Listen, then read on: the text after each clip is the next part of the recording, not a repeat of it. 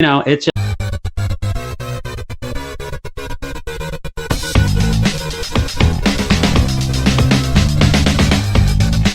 the reviews are in, and we're going to tell you what they are. He's Todd Vandenberg. I'm Rob Steele, and guess how much news there is this week? Go on, guess. little. Yes, you are correct. Woo! The coronavirus has hit. I think if you don't know that, how exactly are you even listening to us? I mean, how did you bypass the biggest news on the planet to get to us? I appreciate you doing it. It's just very strange. I guess we've had some more celebrities pop up with it. Idris Elba has got it now. Daniel Day Kim. I just have to say that when the guy who his mission is to cancel the apocalypse gets this, that's not good news. Just saying. Yeah. I don't know. It's a very, very strange times we're living in. Which next week's show, that should be a special feature. 5 of the best speeches. We should have 5 of the best speeches in cinema, because that's certainly one of them. Is like, that's just an outstanding speech. A movie I like a lot, and I have a feeling you probably don't care for it at all because you're a Philistine, Rob. Oh, but okay. Actually, Pacific Rim. As I recall, I don't think you really did care for that much. Pacific Rim was kind of eh. Yeah, that's what I thought. It was nowhere near as bad as the film I'm going to talk about today, which also has Elba in it. Thank God for that. Oh my word. Okay, in that case, let's talk about news, and then let's talk about movies. I had forgotten. So anyway, bit of news, and this is actually terrifying because of the coronavirus. The stock market has been tanking, which I'm not entirely sure I get the correlation, but whatever. It's happened to the point that it is now a possibility that Apple could be purchasing Disney. That's apparently now a thing. Disney is still worth more than Apple has, but they now have enough leverage or some. Yeah, I don't understand the financial bit of this, which is why I'm brokish, which needs to be a new show. Brokish. I like it. But they've got Blackish and Two Broke Girls. Just merge them into Brokish, and Brokish. I'll write the show or something. It's quite tasty.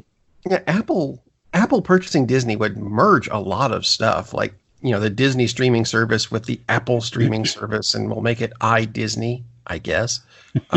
That's just kind of a scary concept. I mean, people are kind of freaking now that Disney has a monopoly. Right. No, they don't. They just own an awful lot of stuff. Right. Apple owns the rest of it, and then you put them together. That is still And then in 2 years, Google will buy that thing, and then it will all be over. And we'll all be enslaved by Google.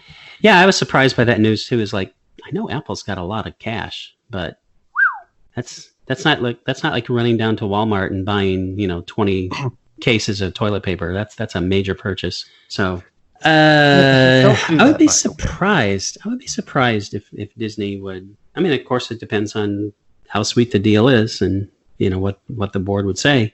If they can cash out for a lot more than the stock is worth now, yeah, of course they'll do it. But it just seems so strange. Very, very strange indeed. Isn't this why they broke up, what was it, Ma Bell, and turned her into 5,000 telephone companies? Ma Bell, the good old days of Ma Bell, when they controlled the world too. Yeah. But yeah, we'll see. I'm just saying. We'll see.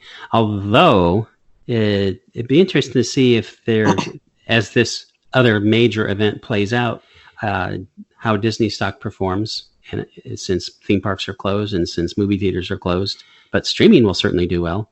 And to see how Apple stock does, because maybe that leverage will disappear over the next month or so. We'll see. Be an interesting little story to follow. Little story, Well, I mean, what's it going to be? Like, how many billions will this thing cost? It's like, my God, it'll be fun. The only group not involved in that, I think, is Warner Brothers.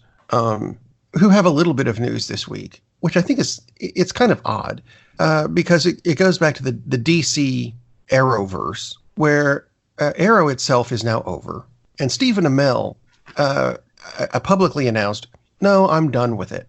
I'm not going to come back and do cameos or anything. And people were very upset with this. And I don't really understand why, because, spoiler, no, it's not. Oliver Queen is dead in this series. That's who he played. Why would he come back? Yeah. And of course, it's comic book characters, and yes, they can come back. But how many seasons have they had? 7? 8. 8 seasons? Well, That is 7.5. that's a long run for any TV show. That's a With the long physical run. shape he had to be in, yeah. Exactly. It's like, gee, I wonder why he's done. It's like, how long do you want to play the same character? I mean, especially that kind of thing. And yeah, I know Marvel Universe movies, but there's a different workload entirely talking about making 5, 6, maybe even 7 movies. And how many episodes? Do they have like 18, 20 per season? I mean, 20 a year. That's for 6.5 years. You got 100. That's a lot of work. Episodes. Arrowverse fans should be very grateful, and I'm not one of those, but be grateful for what the guy did for you. I mean, don't blame him for it. It's like, yeah, I'm kind of done with that role. It's like, dude, good for you. Like, move on to even bigger and better things. Like professional wrestling. He has done. He's done of course, which were weird. If you get the opportunity to watch them. Since you brought up professional wrestling, I did not watch the match, and I'm not sure. I believe it was Raw, the most recent Raw. Not they filmed it from the studio. But apparently they had the house lights up so you could see it was empty, and the mics were on the wrestlers so clearly that you could hear them call out the moves in the match, as in "throw me to the ropes now." Not the brightest idea, was it? The only reason I know this, and I like wrestling, but WWE has basically just been utter crap. I mean, for those who don't like wrestling, you already know that. But for those who like wrestling, WWE has been terrible for like a decade, unless Stone Cold or The Rock happen to come back. So I don't watch it. I haven't watched it for a long time. But I was watching Chael Sonnen, a UFC fighter who does like wrestling, and he happened to catch it, and he was talking about this, and is like, how can you be this stupid? To turn down the lights so it focuses on the ring, which is what UFC did in a big show they had in Brazil. You couldn't tell that it was empty by looking at it. You could tell because there's no crowd reaction. But he nailed exactly what I was thinking, because I was talking to my son who did watch the show. It'd be really weird for wrestlers because so much of the show is getting crowd reaction for wrestlers. It's not the same thing for boxers or fighters, but for wrestlers, it's all about the show, and that's how the crowd reacts. And there's no crowd.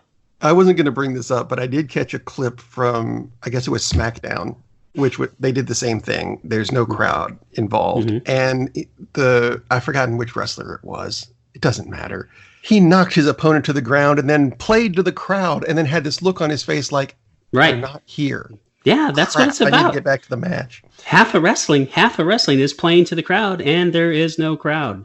Now, I will say this, though, because I accidentally brought this up. AEW did a considerably better job of this. They did not mic the wrestlers. The wrestlers who were supposed to be backstage, they said, you know what, come on out. You get to actually watch this time. You can have front row seats.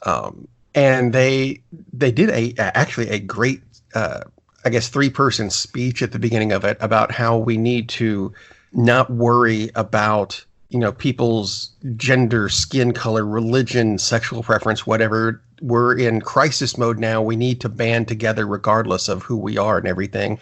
And that's why they're there, is because people need live entertainment. And so that's what they're going to do. And I thought that was really cool of them. I agreed. And then, they did some fairly good matches, actually, and resolved some storylines that they'd had going on, which I thought was, it would have been better if there was a crowd, because the crowd would have gone, oh my God, that guy was brought in to put for this part. Right. I'm not going to spoil it. You can still watch it somewhere, I'm sure. But yeah, it was just done so much better. It's so obvious what to do when you don't have a crowd, is don't put lights on all the empty seats. I mean, yeah. How brainless is that? How brainless is it to mic wrestlers so you can hear them, and they're not wearing mics, but I mean, to have the sound tuned so you can hear them call out the moves, so it's all prearranged for those poor folks who don't know. I mean, what an amateurish production. My thing has always been, it's scripted, not fake. Right. There's a difference. There's a huge difference, right. But do you really need to have the script like on closed caption in front of you? I mean, that's basically what they did. How amateurish is that? I mean, you could go to you can't now, but 2 weeks ago, you could get on to a show at your local armory and seen better production value. It's like, that's just pitiful. And that's, to me, that's emblematic of how awful WWE has become. I mean, it's an entertainment company, and we do talk about entertainment. And man, they are like the worst. It's like Warner Brothers DC film universe is running WWE now. It's like, my God. Oh, it's not that bad. Are you the guys who did Batman v Superman? Was it WWE by who which did I it? mean the DC movies are not that bad. Yeah, I know. Oh my Lord. Which, anyway, enough the about cor- the WWE. due to the coronavirus, a lot of movies are leaving theaters and hitting home a lot earlier than we had anticipated. For example, this past Friday, The Invisible Man, Emma, and The Hunt, that's 3 separate movies, by the way, are now available for streaming. Yeah, Emma and the Hunt, because I originally wrote that and went, Emma and the Hunt. Wow, I've never heard of that movie. Sounds like an awesome movie. But then 2 other movies that surprised me hitting today, and I've reviewed both of these. One of them was pretty good, and one of them was not. Birds of Prey and Bloodshot. And yeah, Bloodshot's the one that threw me off because that came out, 2 weeks ago? Yeah. And already they just kind of went, yep, screw it, send it home. Yeah, it's the new norm. I mean, Regal and AMC are closed. I think all theaters chains are closed at this point. The major theater chains are. I know Cinemark is closed. There may be some drive-ins that are still open because, they might as well be. I thought, actually, I even saw an article somewhere that said they might be bringing back drive-ins. Well, which, nifty concept. Yeah, except you have a lot of drive-ins around that are still have projectors capable. I mean, I like the idea, but by the time they upgrades and stuff, and by the time they do that, this will be over, and then they won't go to the drive-in. So, yeah. But yeah, there's still drive-in. There's a drive-in within 5 miles of me. There are 2 drive-ins up near Knoxville, Tennessee, where I used to live for 10,000 years. I don't know if you have one in the Augusta area, but I've heard there is one just over the border in South Carolina. Yeah, they're around. And I mean, they're fun. Always have been fun experiences, and check your listings. You can still go out and enjoy the movies. Last time I saw one, I think was Independence Day. So it's been a while since I've been. That's been a while. It's probably been about 4 or 5 years since I've been to one as well. But they're still out there. If you do go out, do it safely. Oh, totally. Wear a mask if you want to. Whatever you do, you know what? I'm going to go ahead and get this one out of the way. Whatever you do, don't go see this movie that I reviewed this week. Because, we do have the slogan on this show, we watch movies so you don't have to. And I think we've all heard that this movie that I watched, which swept the Razzies, by the way. We all knew this movie wasn't going to be good. We've all heard, but I had not heard details as to why it wasn't good. So, as Todd put it earlier, I took one for the team. Yes, and I am so proud of you. And I watched Cats. Oh dear! Now, sit down, strap yourself in. There's some details I'm going to give you. Spoilers, yeah, who cares? It was on Broadway for 5 million years.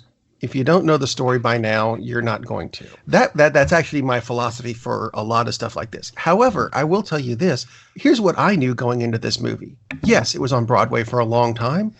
People dress like cats and they sing. That's all I knew. I mean, I'm sure there was supposed to be a story or something. And I think that's enough. I'm actually even a bit wrong in that. Apparently, they're not dressed as cats. They are cats. Yes, they are cats. I didn't know. So, you know how cats do that thing, the, hey, look at my ass, flip the tail up and walk backwards at you thing? That's even harder to tolerate when it's humans. I just wanted to throw that out. Unfortunately, there is going to be more on that in a moment. Our story begins with a car, actually, and someone drives into an alley and throws a bag out of a car, and apparently in the bag is a cat. All right, fine. The cat in the bag gets broken out by other cats, and then they start to sing. I'm not sure why. But this to me set the tone for the rest of the movie. It's the opening scene. You need to know what's going on with the movie. I still don't. The first song doesn't rhyme. Now I know every so often that's just my criteria for a song. It has to rhyme for the most part. Every so often, just to throw things off, you can have, a comedy. Ooh, that last line didn't rhyme with the one before it. and people can go, ha ha, that was funny, but you can't do an entire song like that. For example, they're singing apparently about what a Jellicoe cat is, leading to the question, what the hell is a Jellicoe cat? Well, in the song, here's a list of things Jellicoe cats are. Were you around in Egypt? Do you have a USB port? Can you drive a car? Have you ever seen a tree? You'll notice none of these things rhyme, but they were singing it. And if none of the above apply to you, you're a Jellicoe cat. And I kept thinking, are they saying Jellicoe cat? Is it genital cat? Because sometimes it sounds like it could be, but none of these cats have genitals. They've all been spayed, apparently. Great. This scene goes on for, I'm going to say, too long. Like the movie? I'm not even 10 minutes in yet, and I'm already thinking it needs to have been done by now. But there was a glimmer of hope because someone I forgot was in this movie showed up, Idris Elba. He just kind of magically appeared and said a very strange line. He said, McCavity might win this year. And I thought, win what? We haven't gotten that far into the plot yet. And McCavity sounds like something your dentist tells you you're going to get if you eat too much candy at McDonald's. I don't know what's up with that. So we're 10 minutes in, and I'm convinced that I am just not going to understand a lot of this musical because they're dancing and singing, and I don't know why. Because, I mean, you've got some musicals. We've won a great battle. We're going to sing and dance. I've got a new girlfriend. We're going to sing and dance. We're still cats. We're singing and dancing. Why? And it's not the makeup or the FX that bother me on this, because it's better than The Lion King that just came out. They actually don't look that bad. It's that none of these songs rhyme. We're 10 minutes in, 3 songs, none of them rhyme. And, oh no, look out, the rebel army is here. The empire is doomed. No, wait, sorry. It's just Rebel Wilson scratching her crotch a lot in a way that just... I think they're going for a sexy thing, but it's Rebel Wilson and it just looks wrong. Basically, picture a stripper doing one of those things where she has both of her legs to her left and then flips them over to her right, but stops halfway to scratch. Yeah, we don't need that. And Rebel Wilson keeps pulling her tail between her legs to use as a microphone. I'm sorry. No, that just looks like she now has a large fuzzy sex toy. Thanks. Didn't need that either. And the whole reason she's there is because she might win too. The main cat, who has yet to be named at this point, keeps singing about her being a gummy cat. I'm like, okay, it's Rebel Wilson. She's not svelte. I get it. But calling her a gummy cat is a bit, politically incorrect, if nothing else. But she might win this year. I don't care. I don't even know what the thing we're going after is yet. I just know there's a lot of unnecessary and very uncomfortable looking crotch shots. Which brings us to the next cat that shows up, the Rum-a-Tum Tugger, which might be the name. It could be a title. I don't know. He shows up and his song, I will give him this, does rhyme, except he's rhyming his line with the previous line. So it's, I'm going to the store. He's going to the store. I've bought a boat. He's bought a boat. That doesn't count as rhyming. That's echoing. There's a difference. And besides, Rum-a-Tum Tugger sounds like a cat that gets drunk a lot and masturbates. So no, I'm not. This is wrong. By the way, halfway through it stops being the Rum-a-Tum Tugger to just the Rum-Tum Tugger. Somewhere he lost the letter A in his name. Wonderful. I suppose I should comment on the songs at this point. They would fit nicely in my wife's favorite shows like American Idol or The Voice in that they're all pretty crap and nonsensical. The music is fine. I will give them that the music is fine. The lyrics are absolute crap, which brings me to the next cat that shows up. It's apparently a homeless looking cat named Grisabella, who I'm pretty sure was in Cinderella somewhere.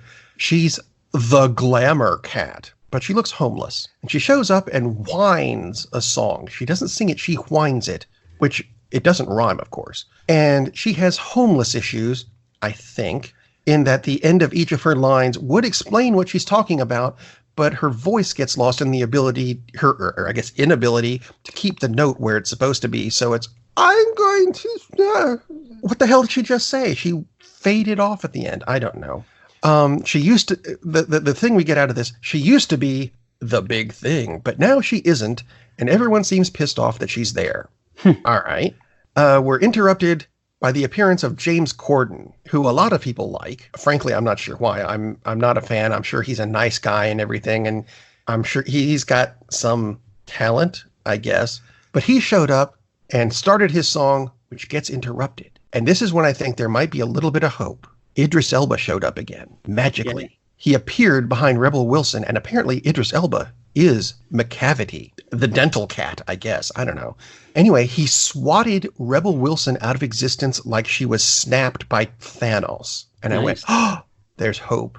This could be cool. Then we go back to James Corden. Oh, goody. And we find out what the whole might be chosen thing, might win thing is.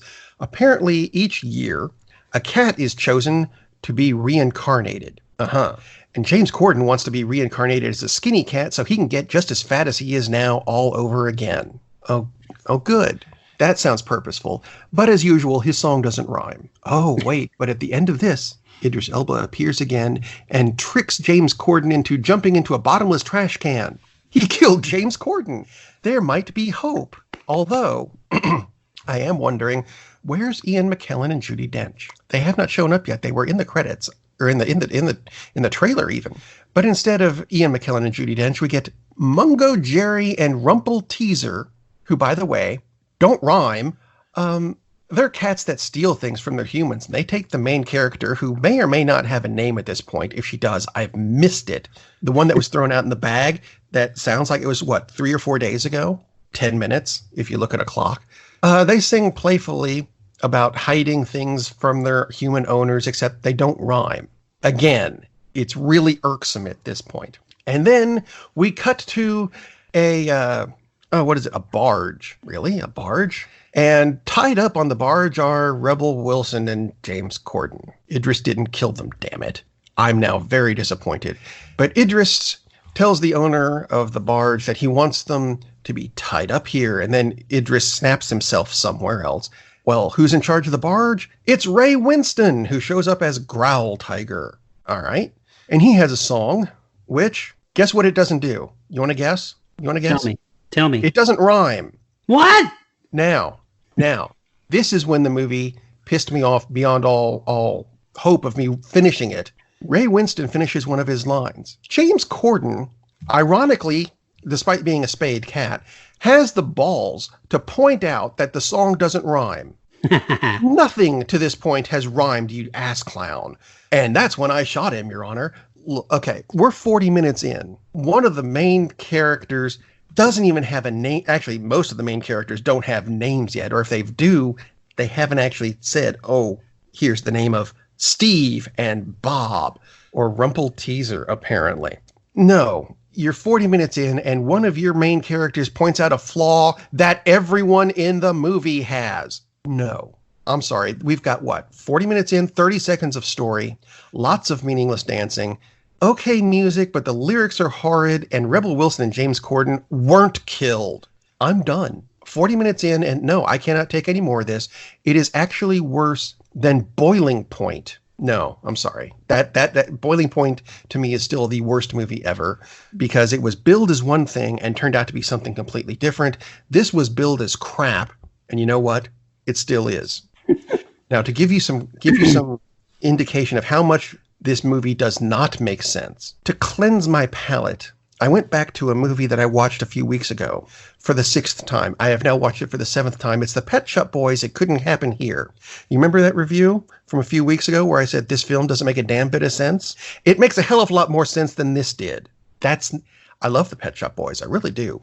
But that movie made no sense, but it makes more sense than Cats, which Jesus, this is horrible. But then, there's a pun in that.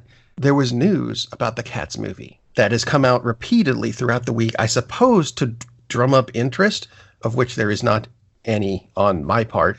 Hashtag release the butthole cut. Indeed. I really wish this wasn't a thing. Apparently there was a version where they all did have the cat butthole that I complained about at the beginning of the movie. And so there became a hashtag release the butthole cut of the movie. I don't know why anyone would want that.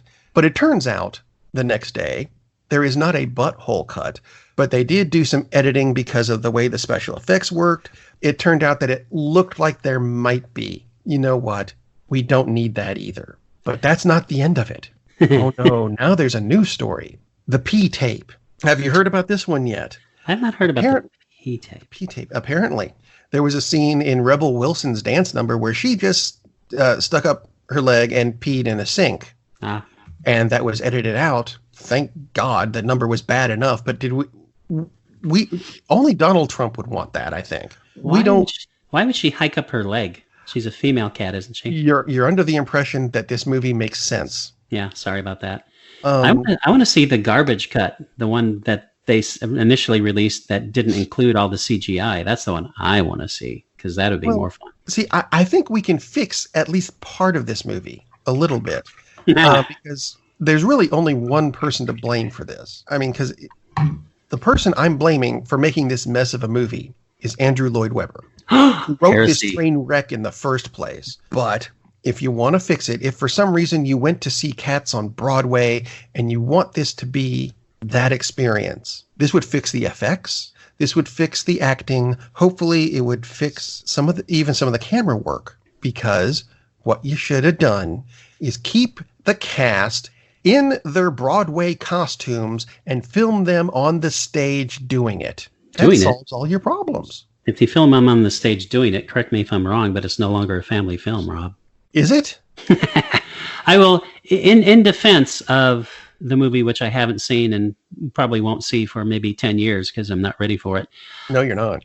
Andrew Lloyd Webber based it on a series of poems by T.S. Eliot, which is why the songs don't rhyme, because basically he just transpose these poems and they're all blank verse. Poems are supposed to rhyme, damn it. But not if they're blank verse. But I'm thinking probably would have been better to actually turn them into actual songs. Now, I've not gone to see the musical Cats. I don't really care to. The only part of Cats I've ever enjoyed, and this is very coming in at a very acute angle, is when David Letterman was enamored of it and he would sing a little bit of Memory. And he did that for months. Every once in a while, he would just break out and sing little bits of that. That's the only part of Cats I care about. So I'm not a fan of the property, which is why I wasn't interested in the movie to begin with. And the trailers looked really bad. And apparently they were not even a hint of how terrifyingly bad this movie is. So I'm glad you took the bullet, because I'm not about to. If they released the train wreck edition before they finished the CGI when it was initially released, to me that tells you everything you want to know about the studio. They were more in a rush to get this out in our window rather than make sure it was done. It's like, even video games aren't doing that anymore, are they? I mean, aren't they pretty much finishing things and then you'll release a patch maybe in a month or two? Not like, oh my God, we got to patch this right away because we screwed up and we released it before it was finished. Oh my Lord. Anyway, I think we should rename the Razzies Awards the Cats Award. Yeah, I think they've probably earned that right. I have a couple of movies to discuss, which are much more pleasant activities. One, by I default, just watched but last night. Well, yeah, that's true. I could have been watching a garbage disposal running for an hour and probably would have been more entertaining. But I watched something much more entertaining than that. One I watched just last night. The other one I watched several months ago. But they pair very well because they're both about Miles Davis. First one, actually, I'll talk about the older one first. A few years ago, a gentleman by the name of Don Cheadle, our listeners may be more familiar with him as War Machine. So he's been in a few big movies. Don Cheadle, tremendous actor. He had a pet project that he had wanted to do for a long, long time. Finally got the backing together. So in 2015, his movie about Miles Davis came out called Miles Ahead. And it focuses on a period of time when, and if you don't know, Miles Davis is like the jazz figure. Well, okay, not the jazz figure, but one of like the four faces of jazz on Mount Rushmore. Let's put it that way. So he had fallen on hard times, heavy drug abuse, alcohol abuse, partly self-destructive, partly because he'd had a couple of major surgeries and was just in a lot of pain. And he just kind of disappeared from work and public life for about 5 years. And this picks up at the end of that time period. But there are flashbacks, and they talk a lot about his life and his relationships and how he was not exactly the best partner for his various wives. But man, what a fascinating character, and just a giant of creativity. I mean, a lot of what, and if you don't like jazz, is like, oh, that's okay. That's why there are different art forms for different people.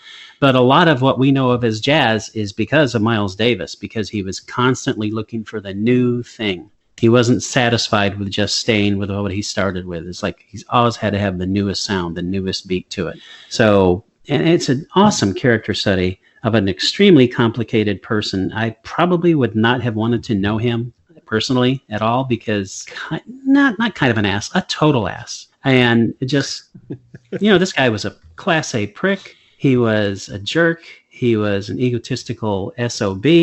At the same time, he had a tremendous heart. He was generous. He started so many careers. He would change bands and he would get all new people. He brought in Herbie Hancock when he was 23 years old. Herbie Hancock, who isn't quite on Mount Rushmore, but I mean, a huge musical figure. John Coltrane. I mean, Miles Davis started these guys on their careers. I mean, dozens of people. And he was responsible for that. He was the one who said, okay, let's get together. Let's learn. Let's work together. I mean, just an amazing, absolutely amazing talent and a fascinating person. And I saw Miles Ahead at the theater when it came out. One of the few people, sadly, because it only made $5 million. And again, because we talk about box office, not as much as we used to, but we talk about it box office, and it is absolutely not a sign of whether a film is good or not. It's a sign of whether the investors got their money, and that's all it's a sign of. Because Miles Ahead is an absolutely great movie. You're going to have to pay a few dollars to watch it because it's on Amazon Prime. It's on Vudu. You can rent it for $3. You may be able to find it someplace for free, but I mean, $3 is absolutely worth the investment. If you already have Netflix, this one's free, and this one just came out a couple days ago. Excuse me, on Netflix, that is. Pardon me while I have my... just so you know, neither of us have the coronavirus. It's allergies. Yes, it is allergies, and I needed a drink of water, but I chose not to get one. So this movie came out in 2019, but didn't exactly do a lot of the box office because it's a documentary and they never do. But it is on Netflix as of yesterday. Miles Davis, Birth of the Cool. I have a hard time deciding which one of these movies I like better. This covers Davis's life entirely, filled with quotes from Davis. There's no interviews with Davis. Obviously, there could have been, but there's no interviews with Davis. But tons of quotes from his writings, from conversations he had with people. Carl Lumbly does the voice of Davis. Everything else is interviews. Lots of footage. The best thing about it by far is lots of music. And there's a lot of music in Miles Ahead as well, but lots of music in this, and background stories on how this song came to be, things like that. The work probably most people will think of first when Miles Davis, So What? He came in to the studio with a notebook with just some notes about what he thought, how the song should go. Didn't have it written down. And of course, a lot of people think that's how jazz is. It's improvisational. It's not how it used to be, but one of the reasons it's more along that track is because of Miles Davis. And a couple of little anecdotes about how brilliant this guy was. He wanted to go to Columbia Records. Columbia Records said, awesome, you got to get out of your contract with Prestige Records. So he had a contract with this other record company first. He went into the studio and 2 days recorded 6 hours of music. Boom, boom, boom, boom, boom. There's your albums. I'm done. And these are acknowledged as some of his better works. This is not just trash that he just knocked off. This is just like, boom, it. Something I didn't know, which there's a French film, Elevator to the Gallows, which I was going to watch, except we decided to record the show earlier. So no worries. I'll cover this next time. It's a very well-known, for people who are into that kind of stuff, very well-known film noir, French film from the 60s. Miles Davis just happened to be in Paris at the time. He went to Europe a lot because he didn't like how he was treated in America. Hint, hint. So he happens to be in Paris. The director sees him at a club. He goes up to him and says, hey, I'm doing a film. Would you be interested in scoring the film for me? This would be awesome. And not like as a favor, as, of course, a paid gig. And Davis says, he thinks about it. Okay. So the way he scores the film is he watches the movie and plays the music live while he's watching the film. He did not write a single note down. He just watched the film, start to finish, played for 2 hours. That's the score. That's And impressive. it's acknowledged as one of the better film scores around ever. Yeah, impressive is right. It's like he just saw the movie. He didn't even watch it first, so he would know what's happening next. He just reacted to what's happening on screen and played what in his mind fit. Like, that is absolutely freaking brilliant. That's just I don't know astonishing. anybody who could do that, because musical That's scores and insane. soundtracks and stuff are just, Yeah. it have to be insanely planned out. Yes, exactly. Exactly. They are insanely planned out. And he just, well, that's jazz. He just went with what he felt. And apparently it worked. So Wow. that's just like a snapshot of this guy's just immense talent. And again, lots of interviews with people on the personal aspect of it. There are, people who knew him for 40, 50 years, who loved him, and at this, in the same breath would talk about, man, he was just such a son of a bitch. It's just a very, very complex person, but a fascinating person. If you like, not even if you don't like jazz, if you like music, absolutely should watch Miles Davis, Birth of the Cool, and Miles Ahead. I mean, just two amazing portraits of, this guy is just a titan of the arts. Just a super fascinating life story and just amazing music both. So as opposed to Rob's so-called offering, I actually it's not my fault. it is not your fault, and I'm so glad you watched I that. just 'Cause, watched oh my your God. movie. I did not create it. No, you wrote it. You wrote it. It's on you. No. No. Watch some I'm else. allergic to cats, damn it. I would not. Yes, and so am I. And now you're allergic twice. Yeah, I watch and listen to Miles Davis twice. And if for some reason you've been a very bad person and you need to punish yourself, Rob has an alternative for you. No. Wow. Yeah, The Mandalorian, which I'm going to be binge watching again this afternoon. Nice. 'Cause- That's a reward. Jeez. That's not a punishment. I got to get the taste of cats out of my mouth. I'm I sure I'm going to be coughing up hairballs anytime now. I have a question for you. Did you manage to watch it straight through in one sitting? Oh, I did. I like I said, I got 40 minutes in and then went, I can't do this anymore. How long did it take for you to go back, though? Oh, I didn't. I didn't. I reviewed the first 40 minutes and then went, I'm done. I did not. I said, I'm going to sit through this So until for all Ian you McKellen know, and Judi Dench show up. And they then never did. your song doesn't rhyme.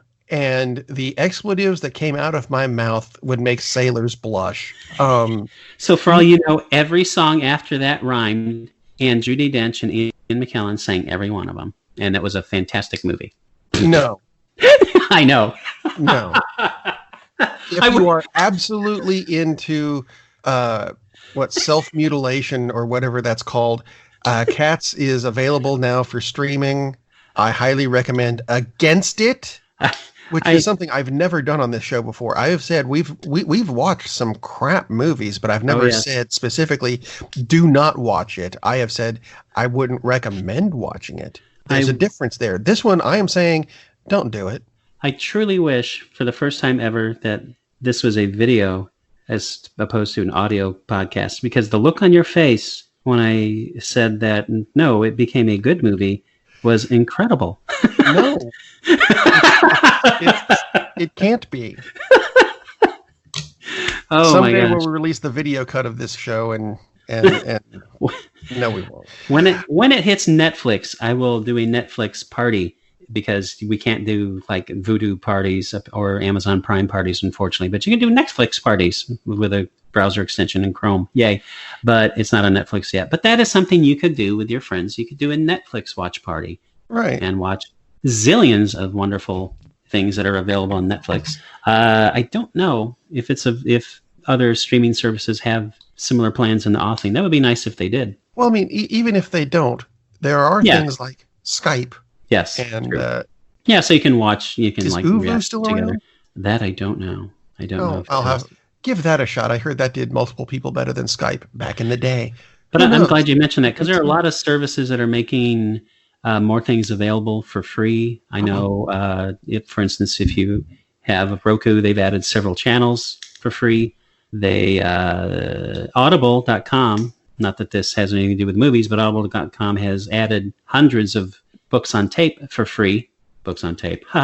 Audible versions of books. Looks like they're basically children's books or in the public domain, but it was like, big deal. So, and you don't have to have an Audible account. You can just Google it. Oh, this is stream weird. those, and you don't have to sign up. Apparently, Uvu is still around and it's free. Well, there you go. How beautiful is that? So you see that we're giving you alternatives to the way we usually end the show, which is get out and go see a movie. Don't do that. Right. Now is not the time to do that, no matter how. But I like seeing a movie in an empty theater. Well, it's going to be empty in that no one else is going to be there, including the people running it. It's closed. It's not safe outside right now, which is very strange to say. And you have your own empty theater at home now. Exactly. Have your own empty theater at home. Everything that's in theater now is probably going to be home very soon. So, just pay your internet bill, stay home, and watch a movie. Captain, we're losing power in the warp engines. I think we should be leaving now. I'm going to go home and sleep with my wife. And on that unusually harmonious bombshell, it is time to end. I am very disappointed! Man, we have a weird job. It's shameful, but, it's a living. And like that, he's gone. Holy crimson skies of death!